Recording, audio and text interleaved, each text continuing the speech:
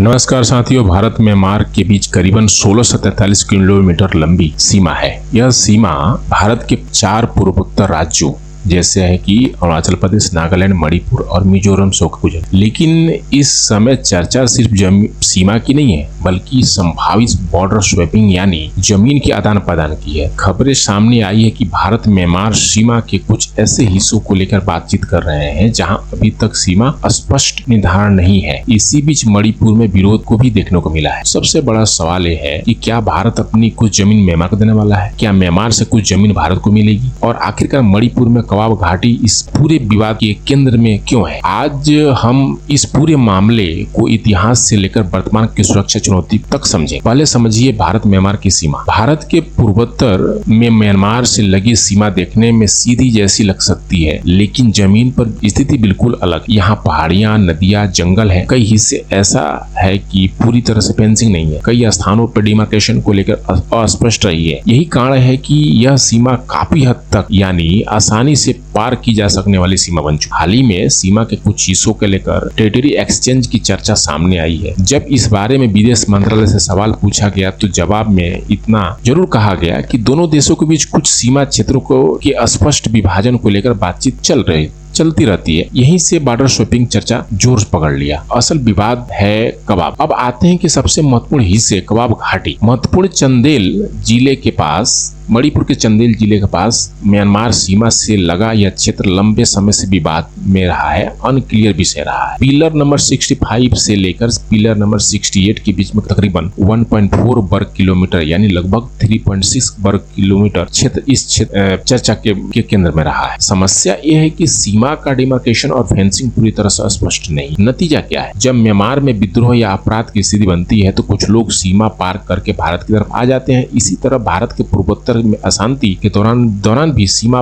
पार शरण लेने की घटना को चर्चा में होती रहती है। यानी क्षेत्र में मानव तस्करी, ड्रग्स ट्रैफिकिंग और हथियारों की आवाजाही जैसी सुरक्षा चुनौतियों को भी जोड़ा जा सकता है। यानी सिर्फ जमीन का विवाद नहीं है, यह भारत की आंतरिक सुरक्षा को से जुड़ा हुआ मामला है। चीन का एंगल कितना महत्वपूर्ण है? म्यांमार की सीमा चीन से भी लगती है ना, तो म्यांमार में लंबे समय से राजनीतिक अस्थिरता रही है और सैन्य शासन भी रहा है वहां पे। तो ऐसे माहौल में भारत के पूर्वोत्तर सीमा और संवेदनशील हो जाती। भारत की चिंता रहती है कि अगर सीमा कमजोर रही तो बाहरी ताकतों के माध्यम से पूर्वोत्तर में अस्थिरता और हथियारों का सप्लाई, उग्रवादी गतिविधियों को बढ़ावा मिल सकती। मणिपुर में हिंसा के दौरान भी सीमा पार से आने वाले हथियारों और लोगों की आवाजाही को लेकर काफी गंभीर सवाल उठे थे और इसीलिए भारत के लिए सीमा का स्पष्ट निर्धारण और मजबूत सुरक्षा बेहद महत्वपूर्ण है। अब चलते हैं तकरीबन 200 साल पहले की बात, और इस विवाद को समझने के लिए हमें ब्रिटिश काल में जाना होगा। उस समय म्यांमार को बर्मा कहा जाता था और ब्रिटिश शासन भारत पे था और पूर्वोत्तर क्षेत्र बर्मा के प्रभाव के क्षेत्र से जुड़ा हुआ। बर्मा को कि कोनबा एक एम्पायर हुआ, उसका प्रभाव काफी ज्यादा असम पे, मणिपुर के आसपास क्षेत्रों पर। ब्रिटिशों को चिंता थी कि बर्मा का प्रभाव बढ़ता गया तो ब्रिटिश के ऊपर जो प्रभाव पड़ेगा भारत के ऊपर भी पड़ सकता है, भारत खतरे में आ सकता है। इसी तनाव में जन्म दिया है फर्स्ट आंग्ला बर्मा युद्ध जो 1824 से 1826 की। इसके बाद हुई थी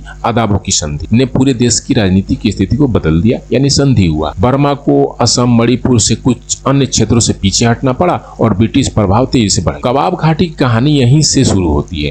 1826 में ब्रिटिशों ने कवाब घाटी पर नियंत्रण स्थापित, लेकिन कुछ वर्षों बाद स्थिति बदल गई और 1834 के आसपास कवाब घाटी बर्मा को फिर वापस कर दी गई। यानी ब्रिटिशों ने फिर वापस कर दी। इसी दौरान सीमा को लेकर एक ऐसी रेखा खींची गई जिसे पेम्बरटन लाइन के नाम से जोड़ा जाता। मणिपुर और बर्मा के बीच में सीमा निर्धारण की पूरी प्रक्रिया को आगे चलकर आज के विवाद की ऐतिहासिक पृष्ठभूमि बनी। इसके बाद भी ब्रिटिश और बर्मा के बीच कई संघर्ष हुए। 1850 के दशक में युद्ध और तनाव जारी रहा। 1885 से 86 के बाद बर्मा और ब्रिटिश पर नियंत्रण हो गया। यानी एक समय ऐसा भी था जब बर्मा ब्रिटिश प्रशासनिक व्यवस्था के भीतर ही आ जाता। भारत और बर्मा अलग कैसे हुए, ये भी पॉइंट है। 1930 के दशक में ब्रिटिश सरकार ने भारत और बर्मा प्रशासन को अलग करने की प्रक्रिया शुरू। Government of India act 1935, government of Burma act 1935 के बाद बर्मा को भारत से अलग प्रशासनिक इकाई बनाई। बाद में बर्मा ने 4 जनवरी 1948 को ब्रिटेन से स्वतंत्रता प्राप्त कर ली। लेकिन एक महत्वपूर्ण बात यह है कि भारत और बर्मा के बीच सीमा का आंतरिक और अंतिम स्वतंत्र रूप से निर्धारण तुरंत नहीं हुआ। यह लंबे टाइम तक चला और 1967 में भारत और बर्मा के औपचारिक रूप से सीमा का डिमार्केशन किया गया। लेकिन आज के फिलहाल दौर पे भी देखा जाए तो डिमार्केशन प्रॉपर नहीं है जो हमें चाहिए। यानी आज 1643 किलोमीटर की जो सीमा है हम जिस पे बात कर रहे हैं उसकी ऐतिहासिक कहानी कई चरणों में से होकर गुजर। 500 रुपये का विवाद और नेहरू पर आरोप, ये भी एक पॉइंट है।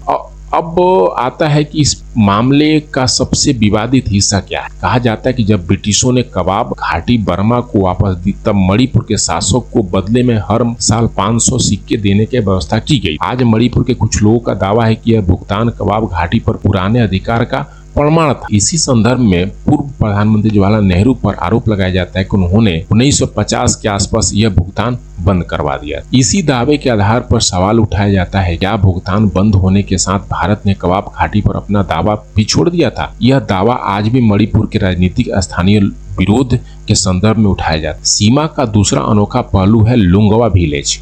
भारत म्यांमार सीमा की जटिलता को समझने के लिए आपको नागालैंड के लुंगवा विलेज को समझना पड़ेगा। यह बहुत महत्वपूर्ण और दिलचस्प उदाहरण है। यहाँ पर अंतर्राष्ट्रीय सीमा गांव के बीच से होकर गुजरती है। स्थानीय लोगों के ऐतिहासिक, सामाजिक और पारिवारिक संबंध सीमा के दोनों तरफ, यानी जब जाहिर सी बात है एक गांव के बीचों बीच से गुजरेगा तो गांव में अपने रिश्ते नाते सब होंगे। इसी नक्शे पर एक अंतर्राष्ट्रीय सीमा है। लेकिन जमीन पर रहने वाले लोगों के लिए रिश्ते उस सीमा से भी कहीं ज्यादा पुराने हैं। इसी तरह के परिस्थितियों को देखते हुए भारत सरकार ने 2018 में फ्री मूवमेंट रिजीम के तहत सीमा के पास रहने वाले लोग जनजातियों की एक सीमित दूरी तक भी बिना वीजा के आ जाने की सुविधा दे दिया। लेकिन फ्री मूवमेंट रिजीम समस्या क्यों बनी, ये भी पॉइंट है। शुरुआत में यह व्यवस्था स्थानीय लोगों के लिए और सीमा से जुड़े समुदाय के लिए काफी फायदेमंद, लेकिन म्यांमार के राजनीतिक संकट, हिंसा बढ़ने के बाद बड़ी संख्या में लोग भारत की सीमा में आने लगे। इसके साथ ही सुरक्षा एजेंसियों के सामने घुसपैठ, हथियारों, ड्रग्स तस्करी और उग्रवादी गतिविधियों जैसी चिंताएं बढ़ी। इसी वजह से भारत सरकार ने फ्री मूवमेंट रिजीम को खत्म करने की दिशा में कदम बढ़ाया और 2024 में से समाप्त करने का फैसला लिया और जिसकी प्रक्रिया आगे लागू हुई। अब आया सबसे बड़ा फैसला बॉर्डर फेंसिंग का। मणिपुर सहित पूरे भारत म्यांमार बॉर्डर की सुरक्षा मजबूत करने के लिए सरकार ने फेंसिंग, स्मार्ट फेंसिंग की योजना बनाई। करीबन 1643 किलोमीटर लंबी सीमा पर 31,000 करोड़ की प्रोजेक्ट की चर्चा हुई। लेकिन यहाँ सबसे बड़ा सवाल सामने आता है कि तार आखिर खींचेंगे कहाँ। जब किसी सीमा के कुछ हिस्सों के डिमार्केशन को लेकर ही विवाद हो तो सबसे पहले यह तय करना जरूरी है कि जमीन किसकी होगी, भारत की होगी या म्यांमार की होगी। यही कारण है कि दोनों देशों के बीच में सीमा को लेकर बातचीत महत्वपूर्ण हो जाती है। क्या भारत सच में जमीन का आदान प्रदान करेगा, ये भी पॉइंट है। तो इसमें कहा गया है कि यही बॉर्डर स्वैपिंग की चर्चा हो। भारत पहले भी 2015 में बांग्लादेश के साथ में लैंड बाउंड्री एग्रीमेंट के तहत में कुछ क्षेत्रों को आदान प्रदान कर चुका है। इसी सिद्धांत के रूप में सीमा के छोटे विवाद हिस्सों पर व्यवस्थित करने के लिए क्षेत्रीय समायोजन असंभव नहीं है। लेकिन मणिपुर में चिंता यह भी है कि सीमा निर्धारण के नाम पर कुछ ऐसा भारत से बाहर न चला जाए जिससे स्थानीय लोग ऐतिहासिक रूप से अपना मान। कोमी यानी coordinating committee on Manipur integrity जैसे संगठनों ने भी इस तरह की आशंकाओं को लेकर विरोध और चिंता जताया है। उनकी चिंता साफ है कि पहले सीमा और जमीन का विवाद पूरी तरह से सुलझे, उसके बाद ही कोई अंतिम फैसला हो। तो आखिर पूरा मामला क्या है? अगर पूरे मामले को एक लाइन में समझे तो कहानी यह है कि भारत और म्यांमार के बीच में 1643 किलोमीटर लंबी संवेदनशील सीमा है। इसी सीमा का इतिहास ब्रिटिश काल से जुड़ा है और कई हिस्सों में डिमार्केशन जटिलताएं रही है। कबाब घाटी इसी ऐतिहासिक विवाद का सबसे बड़ा चर्चित उदाहरण है। आज भारत की प्राथमिकता है सीमा को स्पष्ट करना, फेंसिंग करना, घुसपैठ तस्करी को रोकना। लेकिन दूसरी तरफ मणिपुर में डर है कि सीमा तय करने की प्रक्रिया में कहीं भारत का अपना कोई ऐसा क्षेत्र म्यांमार के पास न चला जाए जिससे स्थानीय लोग अपना मानते हैं। इसलिए मौजूदा विवाद सिर्फ बॉर्डर स्वैपिंग का ही नहीं है, यह इतिहास, जमीन, स्थानीय लोगों का पहचान, जनजातीय रिश्तों, भारत की राष्ट्रीय सुरक्षा, इन सभी का मिश्रण है। यही वजह है कि भारत म्यांमार बॉर्डर आने वाले समय में भी पूर्वोत्तर की राजनीति और सुरक्षा के लिए बेहद महत्वपूर्ण रहने वाला है। आपको यह विश्लेषण पसंद आया तो वीडियो को लाइक करें, चैनल को सब्सक्राइब करें, कमेंट में बताएं कि भारत म्यांमार सीमा विवाद पर आपकी क्या राय है। फिलहाल के लिए इतना ही। बहुत बहुत धन्यवाद।